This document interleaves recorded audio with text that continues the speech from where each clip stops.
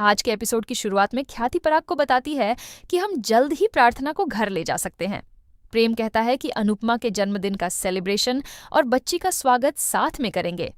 अनुपमा मना करती है, लेकिन राही और बाकी सब उसकी बात नहीं मानते। मोटीबा कहती है कि प्रार्थना को आराम करने दो। सभी बाहर चले जाते हैं। गौतम कहता है कि मैं अपनी बच्ची को बहुत जल्द मेरे साथ लेकर चला जाऊंगा। प्रार्थना घबरा जाती है। अनुपमा कहती है कि गौतम अकेला है और हम सब बहुत सारे हैं। हमारे होते हुए वह बच्चे को हाथ भी नहीं लगा सकता।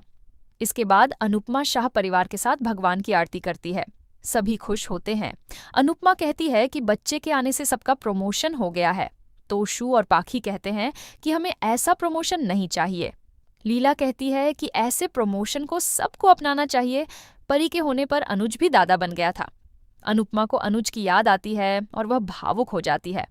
अनुपमा समर और डिम्पी को भी याद करती है। तोशु कहता है कि अंश दूसरे की बेटी का बाप बन रहा है। इस पर अनुपमा तोशु को डांटती है और उस पर गुस्सा करती है।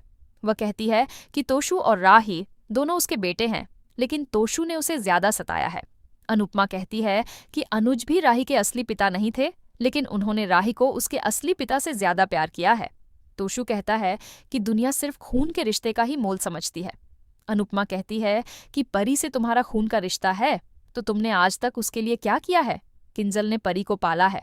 तोशु कहता है कि गौतम अपनी बेटी को इतनी आसानी से नहीं जाने देगा। अनुपमा घबरा जाती है। इधर माही गौतम से पूछती है कि हॉस्पिटल से आने के बाद वह इतना बदल कैसे गया है। गौतम भावुक होकर कहता है कि मैं अपनी बेटी से मिलने के बाद बदल गया हूं। गौतम फैसला करता है कि वह कैसे भी करके अपनी बेटी को अंश का नाम नहीं देने देगा। दूसरी तरफ अनुपमा और बाबूजी बच्चों को खाना देते हैं। अनुपमा कहती है कि कभी कभी बच्चा बन जाना चाहिए। मैं अपने जन्मदिन की खुशी इन बच्चों के साथ बांट रही हूँ। हमें साल में एक दिन इस तरह किसी अनाथालय या वृद्धाश्रम में जाना चाहिए। बाबूजी कहते हैं कि जो भी करो, लेकिन अच्छा करो। अनुपमा अनुज को याद करती है और कहती है कि अनुज का सपना था कि वह बच्चों के लिए अनाथालय और बुजुर्गों के लिए वृद्धाश्रम खोले। मैं अनुज का हर सपना पूरा करूंगी। इसी बीच रेडियो पर गाना बजता है तो अनुपमा को अनुज की याद आती है। अगली सुबह कोठारी परिवार में बच्चे के स्वागत की तैयारी होती है। सभी खुश होते हैं और बच्चे के स्वागत के लिए उत्साहित होते हैं। प्रेम और राही आपस में मजाक करते हैं। इसी बीच अनुपमा प्रार्थना और अंश के साथ आती है। मोटीबा यह देखकर नाराज होती है कि अनुपमा ने बच्ची को गोद में लेकर रखा है। सभी बच्ची का स्वागत करते हैं और खुश होते हैं। माही गौतम को जाने से रोक देती है।